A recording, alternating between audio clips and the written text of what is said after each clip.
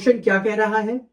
ये क्वेश्चन ये बताने की कोशिश कर रहा है आपको कि एक 48 ईयर ओल्ड पेशेंट है जिसको एसिम्टोमेटिक लीजन है, ठीक है, लीजन है, ठीक। वो कहां पे है? राइट चीक पर है और उसमें आपको सेंट्रल एट्रोफी प्रेजेंट है और वो धीरे धीरे स्लोली प्रोग्रेस कर रहा है, वो आगे की तरफ बढ़ रहा है स्लोली स्लोली, ठीक है।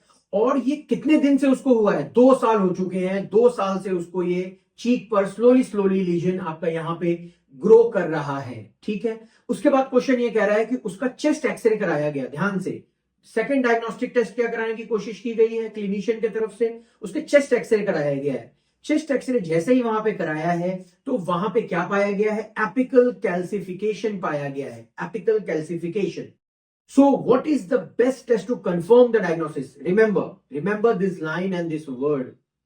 What is the best test to confirm? यहां पे क्वेश्चन आपको कंफर्मेशन का पूछ रहा है, कंफर्मेशन टेस्ट चाहिए हमें, ठीक है।